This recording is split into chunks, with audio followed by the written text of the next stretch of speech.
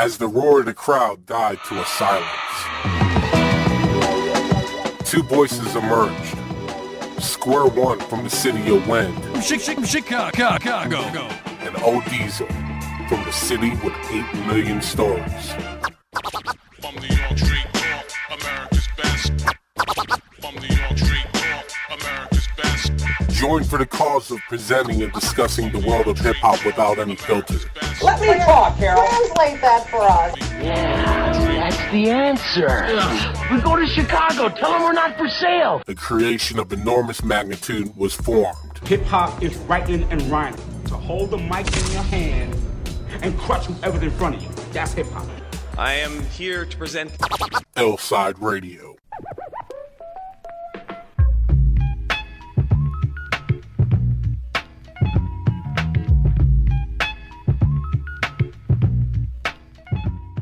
All right, welcome back to IllSide Radio. I'm your host, SquareOne, and my co-host is 3,900 records long, baby. We'll get into the meaning behind that in a second. How you doing, man? I'm good, man. I'm good. Life is good, man. No complaints? Last week, had to put one of my brothers in the ground. Yeah. And 2 days later, I had to stand up for one of my brothers at his wedding. So, a little roller coaster, but I'm good. I'm back. Let's roll. I know, right? It feels good to be back. Good. It feels good that the referees are back in the NFL. I give them 2 weeks before we start shitting on the real refs. Oh, yeah. Yeah. Without a doubt. It's funny how much like the uproar was about that. I think they said that the NFL office got flooded with nearly like 1 million calls or messages. People from across the country were emailing and messaging the NFL offices in New York to bring the refs back. And 2 days later, here they are, ready for Thursday night football. Go ahead. The wild shit about it was the real problem with the refs is gambling. Yeah, that's right. It's fucking up a lot of people's money. See, it's one thing for a ref to make a judgment call. It's another for a ref not to know the rules to make the judgment call. Yeah. You know? That last Monday night game with the Seattle and Green Bay, which I didn't watch. I turned it on around 10:30, so they were just in a post game. And it was just the uproar. It's hilarious because they didn't even show like the highlights of the game because the game just sucked for the most part. But like that last 10 seconds is what really captivated everybody's attention. And all ESPN radio and all the other news outlets. I think even like the big news outlets, the 6 o'clock, where they have the national CBS, NBC, ABC, they were all covering it too. So it was a huge story. And, Roger Goodell and the NFL hates bad publicity. So they had to do something. Is there such thing as bad publicity for the NFL? Yeah, I think in this case, yeah. Nobody stops watching the games. So, but now my wife was even talking about it. She's not even American. Nobody outside America gives a fuck about football. But everybody was talking about the league. Yeah. Can there be bad publicity for NFL? I don't know. I don't know. This definitely wasn't the publicity they'd like. When you have, like you said, people who don't even watch football complaining about it, it's like that can't be good. Even the casual followers, if they're bitching about it, that just can't be good. But either way, glad they're back. They came back Thursday. I don't think anybody had any problems with their officiating on Thursday. So, Bears play on Monday night. Oh. Your Patriots are off this week, no? No, we play the Bills, man. Oh, we got hosed last week, too, with all them fucking calls. No one's crying any tears over that, trust me. No. Nope. Hey, we're still playing up 13-3, 12-4. You guys still have the tuck rule, so you can get over this one. We got chips, man. Exactly. All right, so back to when we opened up 3,900 copies. We're talking about Kreayshawn's debut album, Something About Kray. I got a chance to hear this, and, it's funny because people seem to still like this stuff, and people will show out for her shows, and people really are hardcore supporters supporters of her on Instagram and all the social networking sites. But 3,900 records, and Columbia Records, which was the home of some very prominent hip hop figures during the '90s, with Nas sort of being the key one, and the Fugees, Lauryn Hill, all those other great artists. I don't think at any time they went through the trouble they went to promote an artist like they did Kreayshawn. Reportedly, according to GlobalGrind.com, the album was made for about $750,000. I think she got $1 million out of the deal as well. She had some big guest spots, Kid Cudi and 2 Chainz on the album, hosting MTV Music Awards. Pretty much any and everywhere. But is this just further proof that the record labels do not know what they're doing and how to invest into an artist? Well, I think it's an example of these people thinking that no bad publicity is good publicity. And don't get me wrong, I know some of the people who were behind the project from a PR standpoint. They did what they could, but she doesn't have any talent. No. This girl used to shoot videos. Let her shoot videos, but she can't rap, and she sucks, and she's not intelligent either. So, that label gets what it deserves. You gave her $1 million. That's a report. Yeah. Talent. Yeah. In this market, like, you're crazy. Even if she was good, she wasn't going to sell any records. But 3,900 records is righteous, and that's just so great, man. It's a lesson, an expensive lesson. So good riddance, man. Yeah. Track. Yeah, so they were Global Grind was really funny about it because they named all these other artists who had sold more records. Hammer in 2006 sold more records than 300,000 worldwide.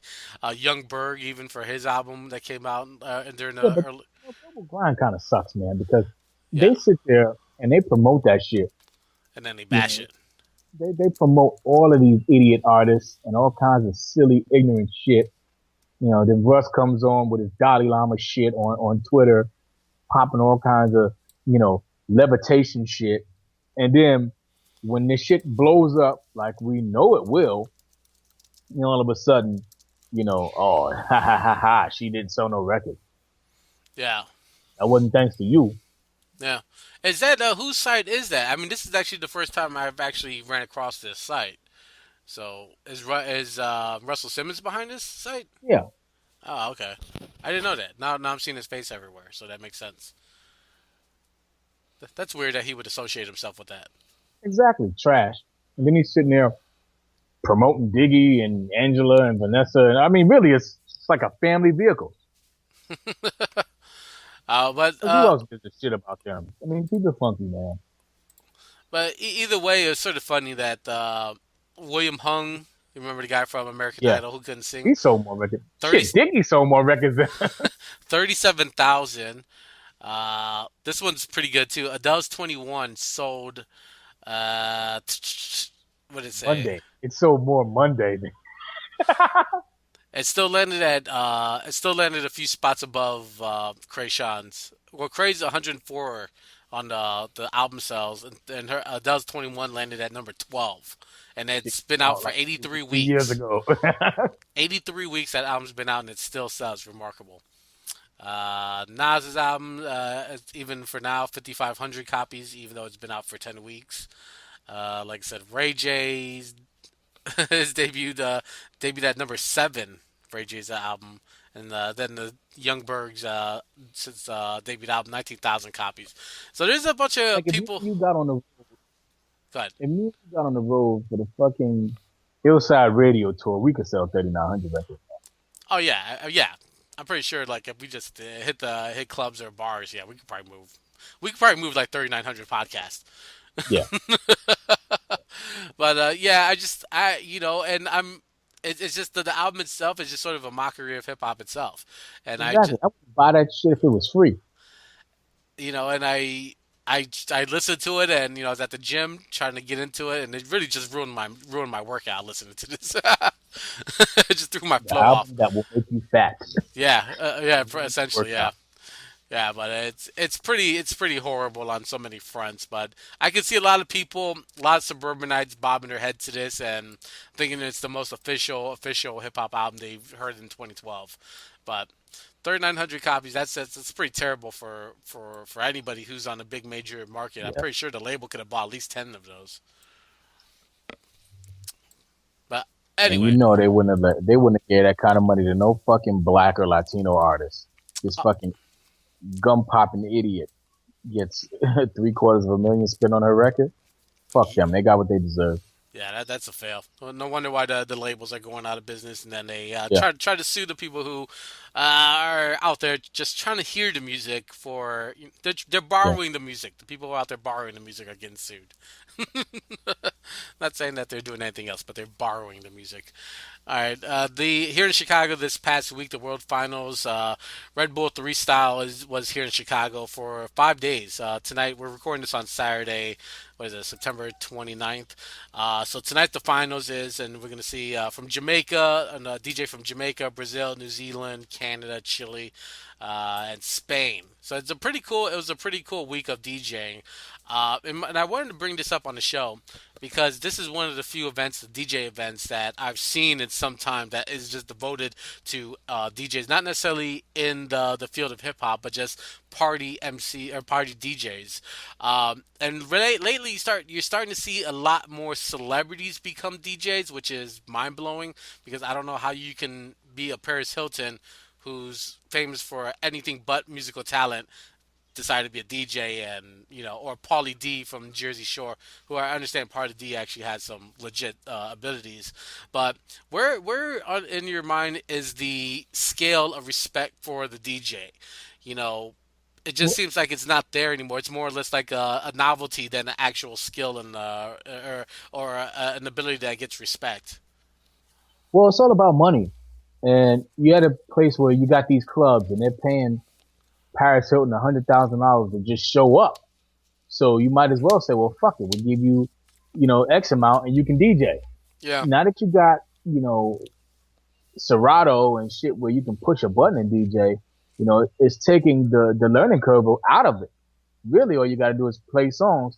Or if you're really funky, you can put in an iPod and fucking have your shit already mixed by somebody else and then just get up there and act like you're DJing. So right. It's really a dying. You know what? I can't even say it's a dying art form because, to be honest with you, the DJ hasn't really been in the forefront. I mean, look, DJ Khaled, like all he does is yell on a record. Right. Drama. All these guys are yelling on records. They don't cut. They don't scratch. They don't mix. Half of them don't even produce. So really, it's just like a PR person almost. You just pushing your brand and playing records. And, you the man because you got more access to shit than other people. But, it's as far as skill, I mean, there's always going to be the DMC tournament. And there's always going to be shit where globally people care about DJing. But in America, the DJ's for the birds, man. Nobody cares anymore. Yeah. I think that's unfortunate, too, because... Oh, yeah. Because the DJ's older than the rapper. Right. I was about to say that. I was just about to say that it's one of the the elements of hip that makes up hip hop, and it seems to get pushed aside now because everybody doesn't need a DJ the way that they used to need a DJ. Now you just have your dad tape or whatever they play at the performance anymore, and you're upstage on there bouncing around, and you have no one in the background to really amplify your sound, your image, your stage presence. It's just them now. And of course, like the immediate image of like a DJ party scene is from Juice, when Omar Epps' character was a DJ, and now even like in some of these hip hop shows or hip hop movies, they've almost alienated the idea that there was a DJ to begin with, and and I think that's sort of sad, and hopefully there's and like with everything, things come in, in paces and things come and go. But hopefully this would be. I would like to see more parties or more contests like this Red Bull 3 Style that was here in Chicago. I'd like to see more of that. Yeah, man. Yeah. Keep the culture alive. Yeah. Well, what I'm glad to see back is Lupe Fiasco, who has his Food and Liquor 2, the great American rap album that dropped this week. there's a lot been said about this album. Is it last? Do people care if it's his last? A little bit about his personality, a little bit about the message. Has he softened a little bit from the last couple albums, Lasers and The Cool? And before we get into it, I just want to say that I like this album because it reminds me a lot of the Food and Liquor first one, and not so much the last two, which I wasn't a fan of either. I thought the Cool was way too dark, and I thought the Lasers was way too pop commercial like, and obviously remember that he had his falling out with his record label right after the release. He's gonna go tell his fans that I didn't like this album after people went and shelled out $10 for it, which I thought was like a real sucker move. Yeah. But for this one, I thoroughly enjoyed it, and I liked what he had to say and a lot of the message that was in there. But what was your thoughts on it? I thought it was too long. I thought that I just can't take a lot of this stuff seriously from a guy who says he can't vote. So some of these messages that he has kind of loses steam to me. But at least it wasn't Lasers, man. Lasers sucked ass, and it was very poppy, very whatever. I really don't connect with him at this point. It's good to see somebody trying to talk about something, I guess. But he's so arrogant and holier than thou that it kind of distorts the message. I think he loses something by not having Gemini and some of those guys from the first couple go-arounds in the studio with him. They're not there no more, and you can tell and you can feel it in the music. Yeah. So a lot of that F and F energy is missing right now. Yeah, and you know what? I said the same thing when I was talking to someone is that I wish there would have been a little bit more of the people who made up Food and Liquor one. You had the Kanye, you had Neptunes, you had a lot more polished and veteran producers who helped out with that first album. And on this one, I think he had was it Traxter or I forgot the name of the artist. One of the producers who helped out with Food and Liquor, and but for the most part, there's a lot of new people, and I still think that this album is an individual album, even though it has some of the makeup of the first album with the spoken word intro and sort of the strong message on violence and things that he did on the first one. But I think that he would have been better served if he would have just called it the Great American Rap Album, which I think is a fine title by itself. I'm just so tired of these sequels, and it is just. We spoke about this before too. Yeah, go for it.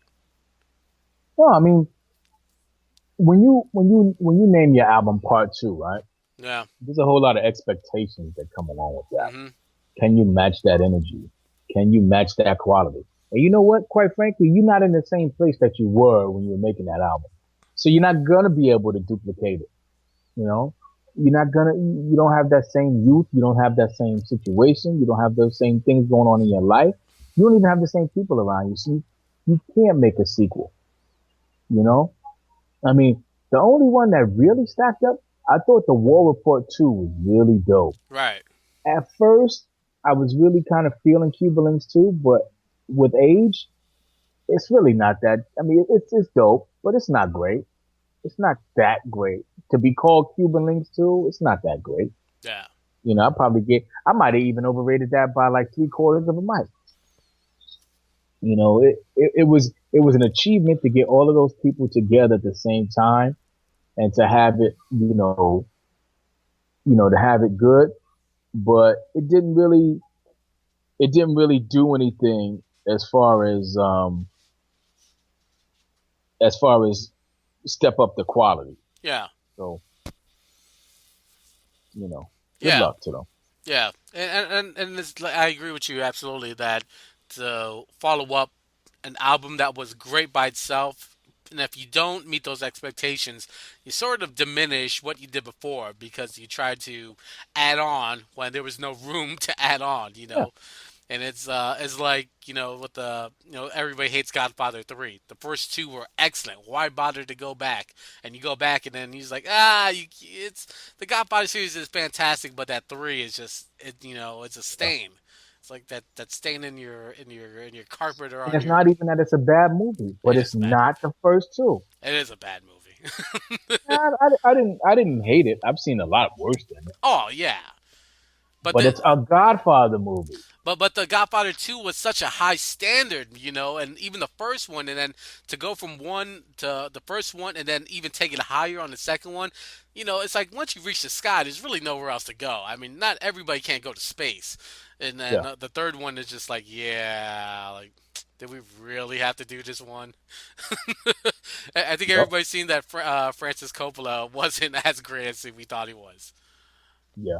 But either way, that's my point, is that Lupe, like, even though I like this album a lot, yeah, it's a little bit lengthy. I agree that there's a lot of albums out there that aren't as long. Even, before we went on, we were talking about, like, the Murs and Fiascos, 12, 13 songs, Get In, Get Out. Killer Mike with his rap album too, 12, 11 songs, Get In, Get Out. And I just don't understand why on the big, it seems like with the big commercial artists, they always want to give you extra and more. And it's like less is more, quality over quantity, And it just seems like with these big labels, they always want to push out more material when it's really not necessary. Yeah, that Nas album was the only album that got better with the deluxe version. Yeah, I agree. Yeah, you know what? And when we reviewed that, I was saying like some of those extra songs I could have did without. But the more, I mean, I listened to this. I listen to Life Is Good probably once a week, and those extra songs are just as good as the songs that are in the actual album. So, yeah, I agree that 18 songs is. But everybody can't be Nas. Yeah, exactly. Everybody can't, But even when you look at God Forgives and I Don't. That album is not better deluxe. A lot of these records are not better deluxe. yeah, And it's like they're trying to get more sales by putting the album back out and having people make the mistake of buying the wrong one and then buying it again. Yeah, they're getting cute with this shit, yeah. And I blame this sort of on Master P, because I remember remember those? During the 90s, he was notoriously known for putting out these albums and selling them for dirt cheap, with the sort of like giving you more for less. And that more for your money shit. But but because No Limit was selling so many records, people had to hop on board. And that's when you started seeing the double albums from people that had no business doing double albums. 8-Ball had a triple album. Come on. I actually liked 8-Ball's album. No, it's dope, but a triple album, man. Was it a triple? I thought like the third, This Way, I think it was called The Wrong Way or something like that. I thought like the third track was like a bonus or something like that.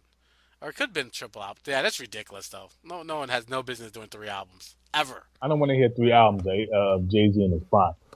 I don't want to hear a triple album from anybody. The Blueprint 3, or was it 2?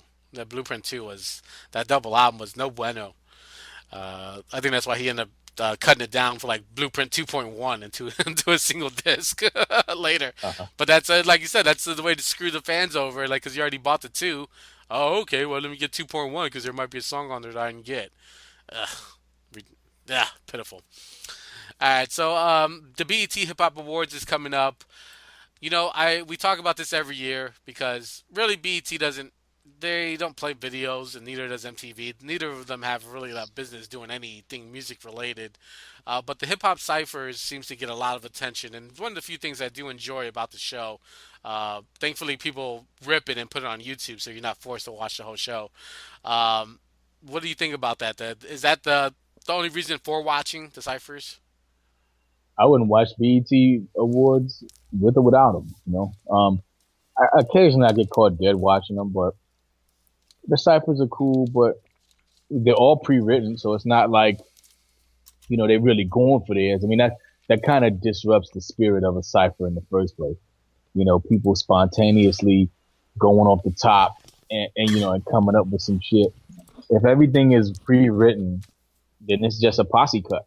Yeah. So I'm not really that excited to hear them. Yeah. I think it was. I mean, have you seen videos of real cyphers, man? Yeah. When people with that stream of consciousness, I mean, that's real energy. That's real dope. These are slickly produced, it's kind of like fake art. It's like the art you buy from fucking Ross or Marshalls. That industrial art that people have on their fucking houses, you know, that have in their apartments. It's not great. You know, it adds character to your place. It goes with that ridiculous fucking paint color you chose, you know, but Yeah. at the end of the day, it's not Gauguin. It's not, you know, it's not real art. It's just blah. So when they have these ciphers on and, you know, they're just going back and forth, it's like they're just taking turns, you know. There's no fight for supremacy. There's no competition. There's no, you know, ebb and flow. It's just, okay, I go, you go. We're all going over the same beat, you know. Yeah. You guys argue over the shit Monday morning. Yeah. You know why? I mean, I think I like it because it reminds me of when people would record off the radio, like ciphers that they would hear on, you know, on some of those college stations when, you know, a big artist would come through with his crew and, you know, everybody would, you know, because there was no commercials as independent nonprofit, so you didn't have to worry about hitting the break or not. People would just rap to rap, you know, and I think that even though, yeah, you're correct that some they may be written, who knows, but they are. Who knows? But it's just like, I guess it's just because those days of, or that kind of radio isn't available anymore for people to really get and go for theirs like they used to. This is probably like the only thing we have to connect to that feeling that we used to have. So I mean, even though like I like to see when some of these younger artists are given a shot on these, you know, during these ciphers or the cruise, like Good Music last year I thought was really good. The Shady one was god awful, but you know, it's still good to see that it's there, even though it's in this structure that I would rather it not be in, where it's, you know, corporate monitored and, you know, it looks real nice on TV and it takes away that grimy authentic feel. It's still. Yeah, it's still something that, you know, it's offered and you can get at least a little bit of nostalgia from it. But I mean, yeah. But look what you said though. The Good Music cipher, the Shady Record cipher. Like, it's like these people showing up at South by Southwest. It's an independent music festival, right? What the hell are major labels even doing there? You know, trying to be cool. It's like your dad coming to a fucking concert from somebody from your era. Like, what the fuck are you doing here, Dad? You know, it ain't your turn no more. So when you speaking of ciphers, you talking about, you know, really, really natural shit. But this is the Shady Record cipher. You know what I'm saying? This is the Good Music cipher. They don't belong there like that, man. Yeah. Yeah, that's funny that you bring that up, because I was listening to this interview on the radio about how major movie, you know, production cinema theaters, whatever, the filmmakers, how they go to these, you know, Cannes and Cannes and all that stuff like that, these independent markets, and try to market their films that are, you know, bloated budgets, but they try to make it look independent because, you know, being independent is cool. So they want to, you know, get a piece of that, because those, you know, mostly independent movies, besides the big blockbusters, are the only ones that are really drawing people to theaters. So yeah, it's like, it's the same thing with these major record labels. They invade the South by Southwest or the A3C and trying to get down there to get some of that independent pull and market themselves like they're an independent, but they're really not. It's all a facade, really it is. Yep. Before we get out of here, Jim McMahon says he wishes he played baseball. And I bet he does. If he played baseball, he probably fucking remember. Yeah, well, he's in the early stages of dementia. For those who aren't familiar with Jim McMahon, he's the quarterback of the Super Bowl 1985, 15-1 Walter Payton sweetness starring Chicago Bears Super Bowl Shuffle, world champions. He was a quarterback. Yeah, no one forgets the Super Bowl Shuffle. But there's a new movie that came out this week called Head Games, from the people that made Hoop Dreams, and it focuses on the effects of the game of football, from Pee Wee football to the NFL, and how those the head trauma, you know, has great increases on, you know, life effects and things of that nature affecting your health. But as fans, when we watch a game on Sunday, do we really? I mean, I'm not thinking about. I mean, unless you like Josh Cripps, who just got absolutely murdered on Thursday, I really don't care about what someone else's, if they're going to get hurt or what their the effects of playing this game is. Should we care as fans? Well, you should always care as a human, but again, you pay the True. price if you play the game. So it's not like you don't know what could happen to you when you step on that field. So, it's always a tragedy when someone gets hurt, but, they get paid a lot of money to take that risk. Yeah. So it is what it is. There was yeah, go ahead. I'm sorry. Yeah, go ahead. No, there was a story on what's that ESPN show that's on 30 for 30? No, like Outside the lines? Outside the Lines. They had a young man who was, I think he was in grade school playing Pee Wee football, and he went for a tackle, went with his head low, and essentially he shattered like his spinal cord, and all types of bad stuff happened because he didn't have fundamental tackling skills, and and it's heartbreaking to see a kid who's like 9, 10, 11 years old having these long-term health effects. And I think this new movie Head Games covers a lot of that as well. It's a really scary game to just sort of witness and play around. It's almost a very very barbaric. Once you start really looking at the effects of some of these players and they're 10, 15 years down the line, what does that say as a society and a culture? We like football, man. That is true. But I can't wait to see this movie. Pay more attention in a referee strike than a teacher strike. I know, right? Yeah. I can't wait to see this new movie Head Games if it comes out and I check it out. I'd love to get back to it on that. Before we leave, though. Yeah. Shout out to the New York Daily News. Oh, yeah. Yo. They, I guess the big thing now, Lady Gaga gained 25 pounds, and she's talking about, I've been eating at my father's restaurant trying to get the free plug. Well, the Daily News ate at that shit, and they just crushed it. Yeah. I quote, the worst thing to happen since herpes. Oh! Wow. Damn. Shots fired. I expect that from the New York Post, not so much from the Daily News. News. I expect that from the Post, not the Daily News. Damn. Stay classy. Shitted on them. Well, before we get out, last thing, NBA finalizing rules to ban flopping. This is going to be recorded, or they're going to look at the video after the game's over, not during the games, where to look at some of these flopping. I think I've just become adjusted to that. It's just part of the game. It sucks, but it's just part of the game. Should we really be fining people for flopping? Hell yeah, man! You destroying the game, man. Yeah.